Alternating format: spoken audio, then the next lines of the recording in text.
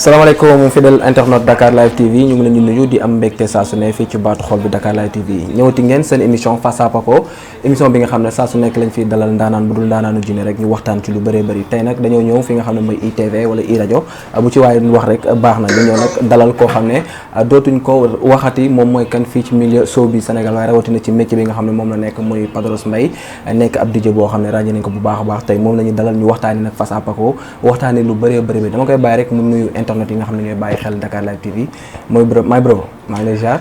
delloo ziar bu baax Mr Paco. lépp tawféex. sant yàlla bu baax alhamdulilah. macha allah jaajëf ba ma bàyyi la nga nuyu sénégalais yi lay bàyyi xel. très bien donc di la nuyu. di la fay di nuyu internet yi ñu seetaan ci Dakar Live. di nuyu sénégalais yëpp di leen jox seen wàccuwaay nuyoo bi jiital nañu ko ci suñu kilifa yi nga xamee ñoom ñoo tax jàmm am ci réew mi ñoom ñoo tax ñu xam suñu diine muy suñu kilifa diine yi. jiital ko ci sunu wasila mi nga xamante ni moo fi toogal Cheikhul Khadim di Serigne Mountakha Mbacké mbégte mi di ñaan sunu borom yàlla bàyyi ko fi mu yàgg fi lool. Serigne Babacar Sy tamit di ko ñaanal mu dudd Serigne Mbaye Sy mu Serigne Babacar Sy di ko ñaanal mu yàgg fi lool moom tamit di ñaanal ko këru kilifa diine yi nekk ci réew mi yëpp. waaye tamit di ko ñaanal ñi nga xam ne ñoo ŋànk réew mi. sunu borom yàlla sàmm leen. ba seen yéene ñu yeggale ko ci réew mi. di la fay di nuyu àdduna bi yëpp en tout cas. macha allah nuyoo bi am na solo te nuyu nga ñi nga war a nuyu ñëpp. li ñuy def rek mooy dañuy commencé suñu waxtaan xam naa ne tey waxtaan bi dina neex parce que dañuy waxtaan lu bëree bëri. laata mooy gën a dugg xuus si waxtaan bi dama bëgg a xam loo xam ne tey aussi tamit sénégalais yi day baax ñu xam ko. parce que ñëpp xam nañ ne am nga foo jugee ñëw Walf ñëw ITV mais diggante Walf ak ITV bi moo ma xaw a ñor parce que si loolu lañ nekk di waxtaan fu mu ne nii. parce que si je me trompe pas defagum na 3 ans ou 4 ans je crois ITV est-ce que nga ñu defal benn résumé ci diggante boobu noonu jógee Walf bi ñëw ITV comment ça a été et tamit am na benn réussite ci yow. waaw defagum na 3 ans. waay matagul 3 ans. voilà parce que 2018 la woon. octobre 2018. man maa ngi tàmbali woon donc bi ma jógee Walfadjri. waaw Walfadjri ñëw ITV. ñëw ma ITV directement. ok donc j'étais en nostalgie. donc mais projet bi moo nekkoon. ITV i rajo quoi. i rajo oui. boobu i rajo existé wul. mais je travaille maa ngi doon liggéey ak DJ Boubs. ok donc Boubacar Diallo laa doon liggéeyal. moom mi nga xamante ne tey moom mooy i rajo mooy ITV. Boubs laa doon liggéeyal ci nostalgie. moo taxoon ma nekkoon jóge Walf après toog lu yàgg liggéeyu ma. parce que dafa amoon benn projet bu ñu doon waajal muy projet bi. donc moo waraloon stand-by boobu quelque temps après projet bi démarré ñu commencé nostalgie donc ma nekk fa di animé delloo si waat fréquence bi parce que boobu fréquence bi toog na lu yàgg. animé deful dara émettrul ma delloo si waat ko ba fréquence bi jugaat tey macha allah. i rajo nag daal di juddu. voilà bi mu juddoo ak léegi defagul 3 ans 2 ans et quelques la def. voilà. mais maa ngi tàmbali nostalgie le 12 avril. le 12 avril. 2018. voilà ci laa tàmbali woon donc ba tey jii macha allah 2021 ñu ngi ci i rajo ñu ngi ci ITV am na mbégte am nañ ci mbégte. am na avancement ak yokkute bu rëy bu ci am ci diggante bi voilà. ok macha allah lii gars yi naan bu démb doon tey du ma ko def man bu doon tey dama koy gën a def. rëccu ma ko jamais. voilà donc pourquoi rëccu ma ko mooy. que liggéey bi ni ñu ko xalaatee woon bu ñu yegsee fii mi ngi demee noonu. te mi ngi am avancement. ni ñu ko bëggee ci kanamu Sénégalais yi tamit ñu ngi koy amee noonu. donc succès bi aussi macha allah. professionnalisme bi tamit macha allah. donc. koppar gi aussi macha allah. koppar gi alhamdulilah. waaw koppar gi moom dañ koy sant yàlla ak yonent bi ak Serigne Bamba suñuy wayjur. macha allah donc comme ni ñu am lu ñuy suturloo di ci dimbali suñuy wayjur. donc loolu moo ëpp importance. donc li ci des yëpp nag ci ginnaaw la loolu amul importance. donc loolu dund àdduna la. voilà yow booy dimbali say wayjur rek. di dimbali ñi nga war a dimbali rek. leneen loo am lu ne bénéfice la. waaw donc loolu jaru nga koy fësal. waaw li jar a fësal mooy kii. mi ngi dimbali ay waajuram. donc loolu moo am solo. macha allah te ñu ngi ci sant yàlla bu baax a baax. alhamdulilah donc mun nañu wax ne li ñu jot a déglu nga expliqué. gis nga ci sa bopp moo tax nga toog fi ba tey. yaa ngi wax léegi sa waaw yaa ngi wax léegi sa biir wax moo ngi ne jógee nga Walf dem Nostalgie ñëw fi nga xam ne mooy ITV i rajo. donc ñu yaatal la fi à tout moment dañuy dégg da ngay wax turu Boubs comme si que sax dañoo dem ba ñu xamul sax dañ naan Padros est-ce que nekkul actionnaire bi ITV ak i rajo. relation boobu nu mu demee noonu parce que am nga yeneen kilifa yi fi nekk mais li ngay tudd Boubs tout le temps dafa yéeme. non Boubs i rajo boole wuñu. ok Boubs ITV boole wuñu. Boubacar mën naa ko bëgg. depuis que. comme ni mu ko waxee léegi rek jógee nga Nostalgie ñëw fi nga xam ne moo nekk ITV. te loolu day jar a baax nit ñi xam ko. léegi ñëw nga ITV ak i rajo en même temps yaa ngi fi def liggéey bu am solo mun naa ne bokk nga ci ñi nga xam ne ñooy doxal métier bi fii nii. mais à tout moment dañuy gis sa relation ak Boubs donte am nga fii ay kilifa mais yéen ñaar seen relation. dafa jéggi sax télé ak rajo. waaw loolu moom yàlla moo koy def déjà Boubs yàlla moo nu boole. d'abord donc yàlla moo boole ak moom mu nekk cofeel ak yéene bu daje ci ñaari doomu aadama sama diggante ak Boubacar du affaire animateur ak animateur wala directeur ak employé wala grand frère ak rakkam papal ak doom waaw papal ak doom donc cëru baay laa ko jox mu jox ma cëru doom waaye teewul man ak moom benn lañ c'est-à-dire que boo nu gisee ñu partager ensemble wala ñu nekk da nga naan ñii ay morom lañu. waaw parce que lépp la ñuy waxtaanee man ak moom lépp la ñuy partager ensemble. ci lu jëm ci sama carrière lu jëm ci liggéey bi lu jëm ci yu bari. voilà donc Boubs loolu la ci sama diggante ak moom du i rajo moo ñuy boole du ITV moo ñu boole.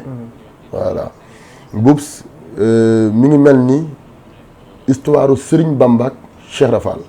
c'est-à-dire. que Serigne Touba Cheikh Fall da ko doon wër. di ko wër ba ay jëmmi jamono ñu daje.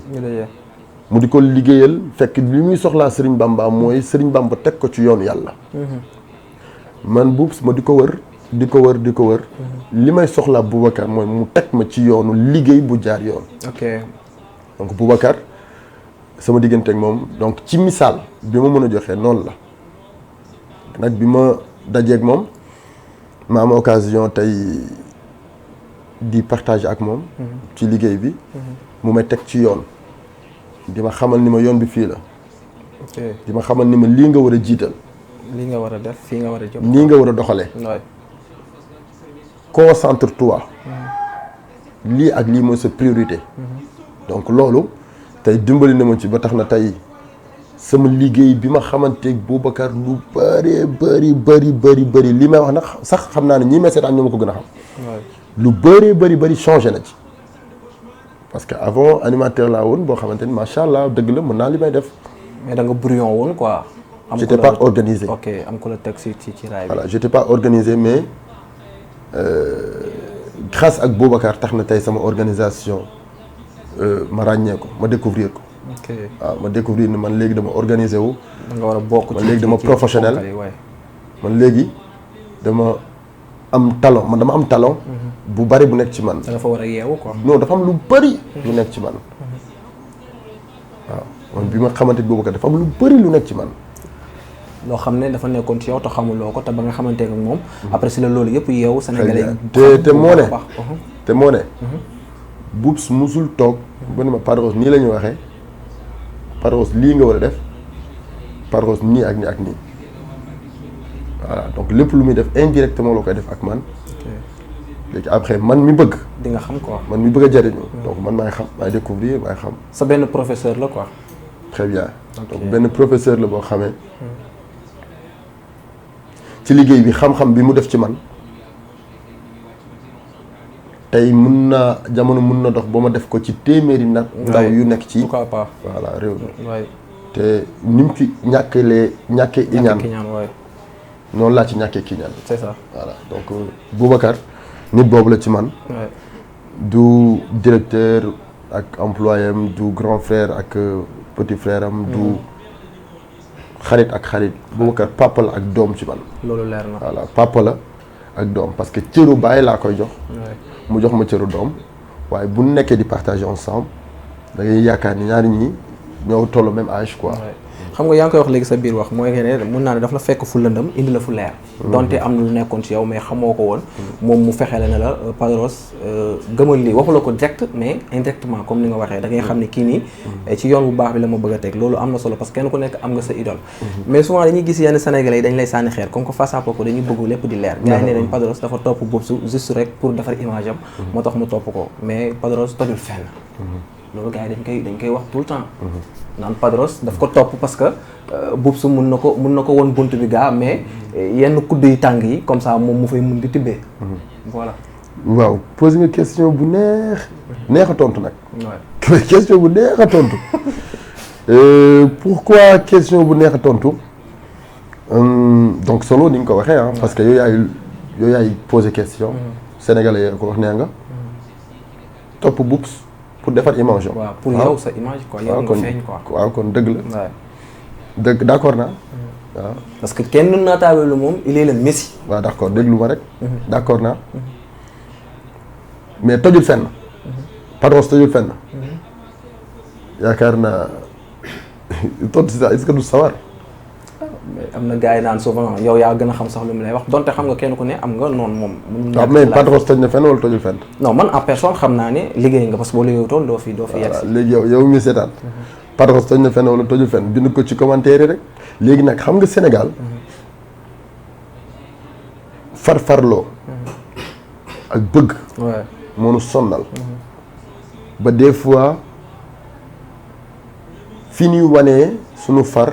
mooy ci réseaux sociaux. waaw surtout. par exemple damay bëgg Boubs mais damay xarab Padros pour jiital Boubs. damay bëgg Pape Cheikh damay xarab Padros pour jiital Pape Cheikh da nga bëgg Pape Cheikh. nga bëggal Pape Cheikh rek. waaw am nga si plein droit. comprendre nga da nga bëgg Boubs bëggal Boubs. mais du que da nga bëgg Boubs mais da ngay xarab c'est-à-dire ñun loolu moo ñu sonal. voilà léegi nag su fekkee gis nga liggéeyu Padros ci Sénégal. mu neex la. bu la neexee nga apprécier bu la neexul nag noo jarul ngàññi. ok yow encouragé le Padros. parce que nekkul ci chemin bu bon. waaye. voilà nekkul ci chemin bu bon. moo tax foofu laa mën a. allez-y waaw nekkul ci chemin bu bon moo tax foofu laa mën a tonte question bi. mais du dama naan Padros liggéey na sama preuve mi ngi ci dëkk bi. waaw say preuve xam naa dinañ ñëw tout récemment. samay preuve mën naa ni su ma fi nekkee nañ la hommage jox la benn raay loolu dinañ ci ñëw. mais avant ñu ñëw ci raay bi dañuy dem ci benn tamit question boo xam dinaa la ko laaj tout le temps damay gis sax yow da nga koy wax. peut-être dañ laa tooñ moo tax ngay génn di wax loolu naan booy du ma seen morom. maa leen dàq li may def. loolu ay blague la quoi. loolu parce que c'est très important nga leeral parce que am na sax ñoo xam ne dañ naan kii xamewuñ ko lii lu tax muy def lii. voilà léegi nag loolu tooñ la. mais tooñ bi non tooñ bi. vidéo bi nekk bi ma def ba après mu nekk Instagram. waay non vidéo yooyu c'est-à-dire xam nga animation. waaw dafay laaj ay. dafa laaj des fois ay jeux yoo xam ne. jeu de mots lay doon quoi foo kaf. waay jékki-jékki rek nga yëngal fansu Abba yi. waay jékki-jékki yëngal fansu Padros yi. jékki-jékki yëngal fansu Boubs yi. jékki-jékki yëngal fansu Cheikh Sarr yi xam nga. loolu dañ ne comment Padros ni sama fans la ba pare mu yëngal sama fans bee quoi. donc loolu ay affaire des jeux de mots yu sew sewaan la mais du affaire de kii non man xamee wu ma ci wax bu ñaaw xamee wuñ ma ci def lu ñaaw xamee wuñ ma ci gaaruwaale. xamuñ la ci gaaruwaale xamuñ la ci tooñ xamee wuñ ci loolu mais nag kaaskat ngeen parce que fii ngeen toog ngeen dañoo sàcc seen émission. kaaskat la waaw yow kaasoo mais ka kaas si yow la bokk muy Bokar. ah Bokar moo kaas. man loolu après bi Bokar defee sortie bi mu génnee. dama ne ko war a woon def sortie bi. kon yow ko non loolu am parce que amul importance. dama ne ko lii amul importance jarul nga koy def. voilà. parce que yéen nee ngeen seen concept émission la am ngeen ci plein droit. man wax ma Bokar moo ko wax. Bokar moo ko wax donc yow kon àndoo ci quoi. non man du ma dugg ci yooyu. doo dugg ci yooyu léegi Padros wax nga ko léegi moo ngi ne Sénégal dafa bëri kenn ku ne am nga droit nga ne kii laa àndal kii mooy sama lii. métier bi wax dëgg boo liggéeyutoon doo am yenn raay yi. waaye tamit beneen laaj bi Padros xam naa di nga ma reer. mais gars yi nañ raay bi yow yaa ko organisé pour sa groupe dem ba banlieue bi Pikine je crois la xaw ma fan. ñu organiser loolu juste rek pour nga wan ko Sénégalais mais man en personne xam naa ne demeewul noonu. non raaya bi expliquer clairement. ni nga ko xalaatee. parce que man je sais que ne ay nit ñoo gis ne li ngay def ci banlieue bi rafet na nga jógee ci banlieue bi ñu ne dañuy rendre hommage Padros Mbaye parce que man seetaan naa poser sa question rek yow man dinaa tontu. waaw non affaire bi li ma la wax waaw ni ko Sénégalais yi xalaatee moom laa la expliquer quoi mooy tëgg sa bëm la quoi c'est-à-dire dañoo créer benn affaire génnee ko très bien xam nga man j'ai pas l'habitude de justifier awma habitude de justifier ci dara raaya bi loolu nga ci dégg yow. man dégg naa ci. que Padros. dafa dem soirée Wally. pare woo ay nit ñu jox ko trophée. waay ok pourquoi soirée Wally. waaye te du soirée Wally. d'accord dégg naa fi Padros moo fi créé trophée boppam. pourquoi créer trophée boppam. dégg naa fi comme ni nga wax léegi que. benn groupe d'individus benn groupe rek moo jug kii. dama bëgg Sénégal. ñuy jox cër nit. surtout ci koo xamante ni amul habitude plus souvent di génn di wax ci affaire yu détails yu sew sewal. c'est très rare ñu gis la nga def émission. léegi pour wax la rek. man j'ai fait 14 ans de carrière. j'ai fait 14 ans de carrière. lii di milieu animation. tey dafa yomb. tey dafa yomb trop. waaye tey laa gën a mën a kii yow lu mu tudd tàkkalante daal tànk déglu ma attentivement dafa yomb trop tey ku jug mën nga ci dugg mën nga ci toll nu mu la neex mën nga ci mel nu mu la neex pourquoi parce que fekkee nga période réseaux sociaux surtout boo bëggee tàkk da ngay tàkk tey tàkk télé si poos man bi may nekk animateur fii Sénégal bi ñu naan Padros mi macha allah bi ñu may dégg daal yi boobu grand yi ñoo fi nekk réseaux sociaux amul da ngay ñëw nga battre li ngay def nga def li ngay def à la télé wala rajo ñu reconnaître sa talent mais pourquoi tey man ma war a mën a taxaw naan damay créer ay trophée meilleur animateur voilà bi ma yëgee écho yooyu bëgguma woon sax démentir ci affaire yi mais comme ni nga ko wax nii li ñu ci wax nii c'est très important pour ma leeral tuuti nuit des références de la banlieue ñoom at bu jot day am waay dañu koy def at bu jot dañu xool kenn koo xamante ni wane na ay performance am ci at mi juddoo ci banlieue yaroo banlieue pratiquement boo xoolee Sénégal ñi fi nekk ci célébrité yëpp banlieue la ñu nekk am na pas mal du ma tudd tur pas mal d'artistes yoo xamante ne jox nañ leen trophée boobu pas mal des animateurs yu fi nekk jox nañ leen trophée boobu mais pourquoi ci sama période ñu ni Padros moo ko créé nuit des références de la banlieue ma nëbbuma ñii ma jox sama trophée dama leen nuit des références de la banlieue leer na ñoom ñoo jug ni Padros yow la ñu ni yaay meilleur animateur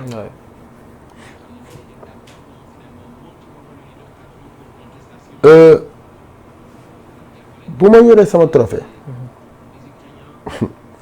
am na yoo xamante ni boo ko waxee sax day mel ni que dara la te alors que mën na bañ a demee noonu c'est vrai man je voulais pas sax médiatiser ko mais dafa rafet ñu jox la dara nga wane ko ba àdduna bi yëpp gis ko ñu récompenser la nga wane ko ba àdduna bi yëpp gis ko ñoom tey bu fekkoon dagan na ma bañ ko wane du ma ko wane. waaw te c'est normal sax nga wane ko. affaire bi dafa tombeek jour soirée Wally Seck. trophée bi biñ ma koy jox. bi ñu ko organisé c'était avant Covid bi. di édition bu 2020 la woon. 2020 ñu indi ko 2021. waaw ok ak Covid bi. cérémonie bi ñu ngi ko waroon def décembre yaakaar naa. 2020. par la suite Covid bi affaire ak yooyu après gars yu bari toxal seen i kii. ñu dem koor gi ñëw. bloqué waat leen. ñu ñëw fii am rendez-vous ak man ni ma Padros ren atum 2020 bi kat yow la ñu gis nii ci banlieue bi macha allah nga juddoo fa. ci Sénégal wane nga benn liggéey bu jaar yoon. bu jaar yoon dañ lay delloo njukkal. dañ lay delloo njukkal. man leen ndeysaan kontaan naa ci. ñu non du lu ñun ñoo ko def. mais bi ñu defee sondage bi dañu ni yow la ñu gis ni macha allah sa liggéey ni mu fësee ci at mi. man leen kontaan naa ci. ñoom toog naa presque ay 5 mois dégguma leen gars yi waaw ok. ba fan yële ci ginnaaw ci lañ jékki-jékki ñëw rek ni ma Padros ñu woo ma téléphone benn waay bu tudd Tidiane maa ngi koy nuyu de passage. ni ma Padros dañ fa bëggoon ñëw pour ñu xool affaire naka la ñuy organiser parce que yow boole nañ la ci affaire bi donc léegi cérémonie bi ñu ngi ko war a amal le 12. jàpp nañ date avant koor gi. 12 waay. lii may wax ni peut-être ñoom ñu ngi koy dégg. waaw ñu ngi koy dégg waay. le 12 lañ ko war a def cérémonie bi. donc bëgg nañu nga ñëw teew. am na benn vidéo de projection bu ñu war a def ak yow. fii ma toog ni fii laa toog ñu fekk si ma nekk ci liggéey ñu defal ma vidéo de projection ñu jotu ko dem. jour J fekk déjà am naa contrat ak Wally lu jëm ci événement am. waaw le 12 bi waay Esplanade. très bien. pour ñu ñëw couvrir événement bi lu jëm ci chaîne YouTube am ak présentation am. munu ma dem gars yi woo ma téléphone ñoom ñi organiser événement bi ni ma Padros ça va ba fàtte woo léegi dañu bëggoon nga wax nu sa table ñaata personne ngay àndal parce que réserver nañ la table yow ak ñi ngay àndandool ma leen gars yi fàtte woon naa sax affaire bi bal leen ma de ci diggante bi am na benn contrat bu ma fi dal ma leen maa ngi jéggalu loolu bëgg naa ko teewee de bëgg naa ko teewee torop mais liggéey bi ma ko léegi ban solution la ñu mën a am parce que ci diggante bi lii moo fi am. ñu ni yii non lii kay boo ko teewoo moom mooy gën man leen.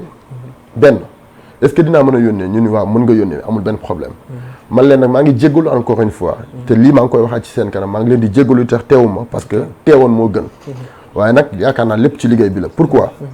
parce que ñoom dañoo xool sama liggéey ba si sargal ma. nii dañu lay nommé nangam. waaw ci banlieue bi. donc fekkoon na instant boobu tamit maa ngi ci liggéey bi. donc yaakaar naa liggéey ñoom bu ñu doon njukkal ba tey dañu ma war a gën a njukkal. parce que fekk na ba tey ci jour boobu ci liggéey laa nekk. ma ni Bokar sama copain ma ni ko Bokar foo nekk mënuma maa ngi ni sama gaale ma ni ko est-ce que doo jug nga dem ci affaire bi man gars yi fàtte woon na affaire bi sax. mu Bokar ma ni ko mënuma foo nekk ma ni ko maa ngi nii dem Grand Théâtre boobu ay 17h jot na ñu ni normalement 19h war naa fa ñëw. ma dem Grand Théâtre ci kii bi affaire Wally bi. dem nekk ci liggéey boo ko jug demal ma ci cérémonie bi. dem ci cérémonie bi ñu jox ko trophée bi. ñu ne ko macha allah Padros nuyu des références de la banlieue ñoo jug ren ngir def ko meilleur animateur de l'année. boo ko woo ma téléphone ni ma Padros pare naa. ma ne ko man maa ngi nii Grand Théâtre pare naa mais maa ngi nii di génn di dem sama oto directement. mun ma maa ngi ñëw directement kon foofu. après ñu ànd dem ñibbi. boo ko fekk ma Grand Théâtre ma xaar ko ci buntu canal Olympia. mu ñëw dugg ci oto bi après ñuy dem ñu ñibbi. peut-être sax dina am benn vidéo boo xam ne mu ngi ci réseau yi pourtant. mooy vidéo bi ñuy jékki-jékki rek. sànni ma trophée bi naa ma meilleur animateur nangam sangam. mu ngi ci réseaux sociaux. voilà donc vidéo bu peut-être sax di ngeen ko mën a am. léegi mu ni ma Padros trophée baa ngi nii man gisuma woon trophée bi après par la suite ci laa gëstu rek gis trophée bi. donc yeah cool comprendre nga. waaw mbir mi leer na naa ñu. voilà donc léegi. après maa ngi ci dégg ay polémique ñu ni xaw ma jour affaire Wally bi. mais attends ñaata spectacle la présenté ma. waay bëri na trop. te amul sax bruit du am bruit non amul bruit. Pape. dama la bëgg a xamal ni la man utuma ay fans. man liggéey bi may def utuma fans. duma animateur buy ut fans non man damay liggéey professionnellement. waaw li nga wax am na solo. parce que dama am plan de carrière. su fekkee nag kenn yaakaar na ni nag liggéey bii ma nekk dama ciy ut fans. ndax nga sa bopp. su fekkee kenn yaakaar na liggéey bi ma nekk dama koy caaxaane ndax nga sa bopp. parce que sa gagne-pain la quoi. c'est ça su fekkee kenn yaakaar nga ni liggéey bi ma ne mën nga ma ci yàqal lu toll ni tarafatul ay ni ndax nga sa bopp. am na solo waxtaan bi. non da nga nax sa bopp. dama gëm sama liggéey. dama bëgg sama liggéey. dama respecter aussi sama liggéey. lépp lu may def ci sama carrière dama koy xoolaat bu baax a baax a baax a baax a baax xooluma que affaire kii sama fans la gauche kii sama fans la ay droite non affaire non fans moo la fi teg. mais soo liggéeyul aussi doo ci toog. boo liggéeyul tamit doo exister. trophée bi leer na instant bi moom amatul luñ ci. non dama bëgg rek benn affaire. que gars yi xam ni man nekkuma animateur réseaux sociaux. waaye waaw Sénégal nag daa bëri animateur réseaux sociaux. mais animateur réseaux sociaux rek a fi am. waaye dafa bëri. animateur réseaux sociaux non amul dafa bëri de. mbel rek. pratiquement boo dee xool animateur bu ñu dee 20 18 yëpp animateur réseaux sociaux lañu. kon 3 yi ñooy animateurs yoo xamante ni que ñii dañuy jug di liggéey pour Sénégal. ay professionnels lañ seen liggéey. ñii ay professionnels lañ seen liggéey. mais si raaya bi est-ce que am na animateurs yoo xam ne woo nañ la félicité la wala ay artistes lu si mel ni Wally Sidi Diop wala Pape Diouf gars yi est-ce que félicité nañ la ci raaya bi aussi. les artistes. woo nañ ma pratiquement les artistes yi nekk Sénégal yëpp. ñëpp woo nañ la. voilà Wally Sidi Diop Pape Diouf. non Wally gisantee gunu mais pratiquement ñëpp. animateurs yi nag. waaw animateurs yi dégguma ci kenn loolu amul importance non raaya bi moom wax dëgg yàlla fàtte leen ko man su ma sañoon sax raaya bi duñ ci waxtaan. ok barki Serigne Touba mi ma yaakaar. xam nga des fois da ngay wax nii sax mais les gens duñu comprendre quoi duñu xam yow ban façon doomu aadama nga. man lii mooy sama or. man lii mooy sama raaya. man lii mooy sama. waaw mais lii mooy xoolal lii waa xaaral rek ma wax la lii mooy sama lépp Papa Ndéné. lii mooy suma live. am na solo. lii mooy suma trophée lii mooy suma or moo ma gën a lépp ci àdduna. mais Sénégal léegi ni ñu amee raaya dafa yomb. waaw loolu c'est sérieusement non ñi fi nekk meilleur animateur ñëpp pratiquement léegi ci génération bi léegi. ni ñu amee raaya complot la. waaw soo ko waxee ma gëm ko. non dama ko xam. yàgg naa ci njooy mi de. yaa ma 14 ans de. xam naa ko maîtriser naa ko. mais tamit concurrence bi aussi tamit ni mu demee aussi est-ce que tamit rafet na. ci entre animateur ci milieu bi laay wax quoi en général animateur yeeg ki ñu mën ci doon concurrence bi ni muy demee parce que tey jii. même bu dee ñaari fan wala ñetti fan yaa ma si kilife. ci milieu bi mais souvent ni gars yi di defee concurrence bi entre yéen surtout yéen ñi nga xam ne yéen a nekk moom au devant de la scène. est-ce que tamit rafet na.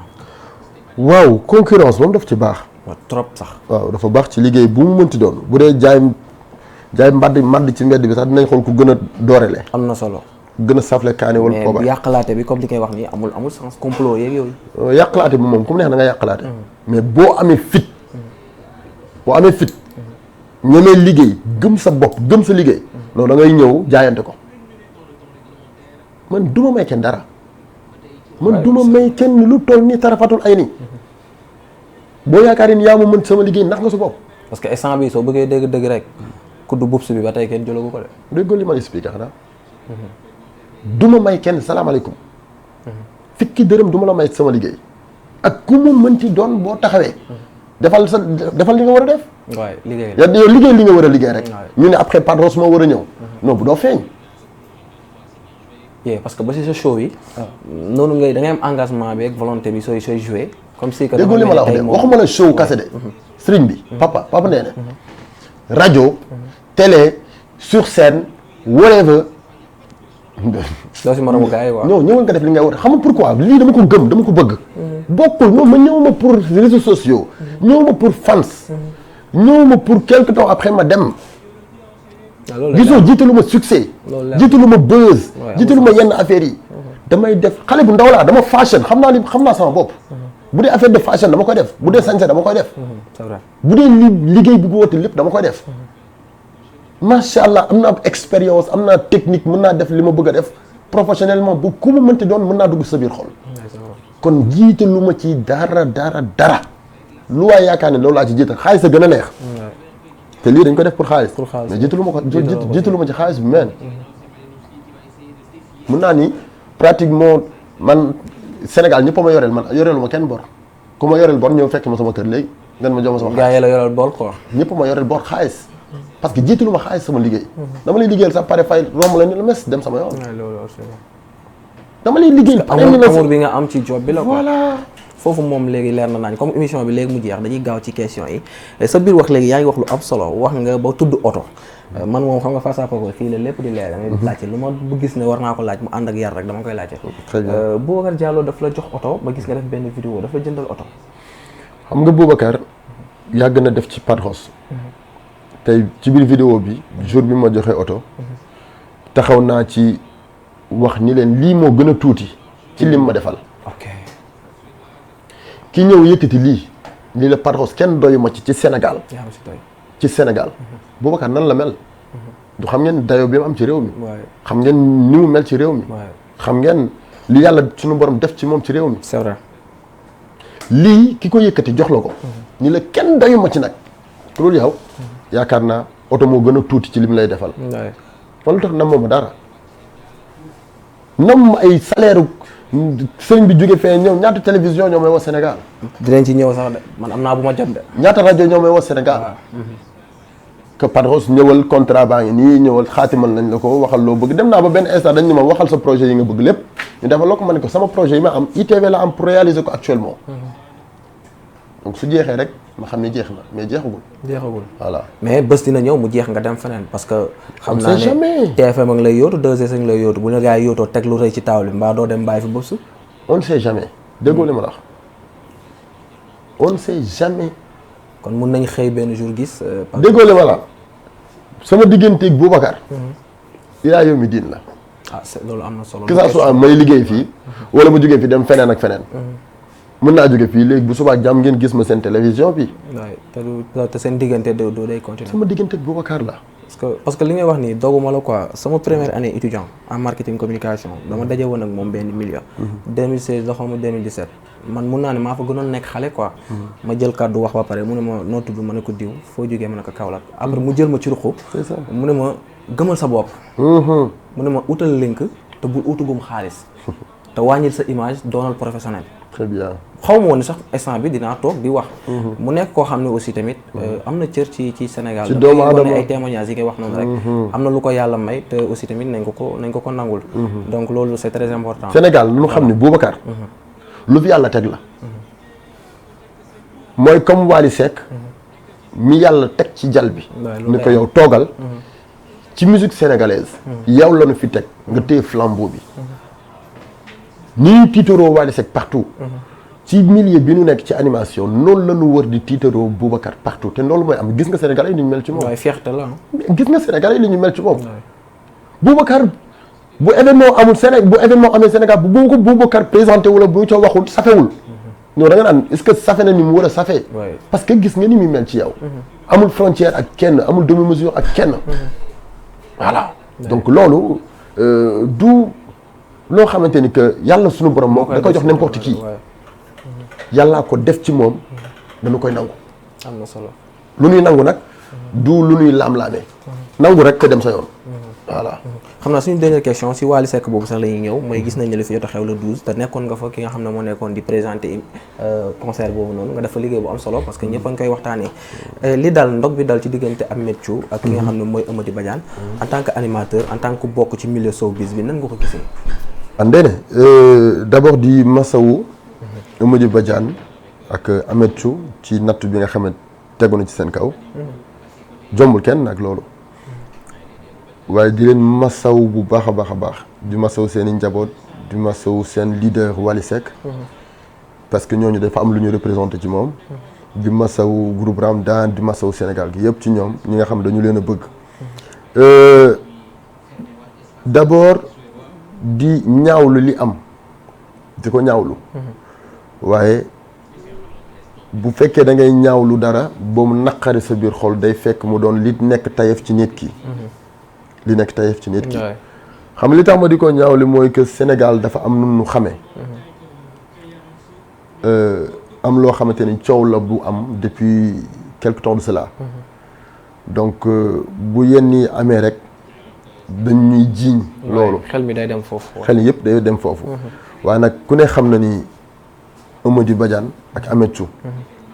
ñoom seen spectacle lañ doon def. donc man en tant que animateur en tant que sénégalais bu fekkee affaire yi gis. seen spectacle lañ doon def. donc gëj nañu def spectacle. ñëw nañu am benn rendez-vous boo xamante ne àdduna bi yëpp ñu ngi ñuy seetaan. bëgg kontaan loo nit ñi. bëgg bégloo nit ñi. te ku ne xam na Amady Badiane ak Ameth Thiou. ñoom yàgg nañ di defee nii seen spectacle ñoom ngemb sax def nañ ko. ok ngemb sax daan nañ ko def. daan nga leen gis ñu def ay siriku sukke. sol ay peew. ay waaw bretelle xëcc ko ba fii. wala ñu sol affaire bàyyi góorgóorlu genre c'est-à-dire ñoom ni ñu daan defee seen spectacle jékki-jékki kottante ki tëyëx sa morom ki def sa morom lii. parce que noonu lañ xamee seen spectacle ni ñu ko daan defee. donc tey bu ci biir ni ñuy defee seen spectacle bu leen ci rëq-rëq dalee dañuy nangu ni dogal yàlla la. waaye nag lii may wax dama ko jël adressé ko procureur de la République.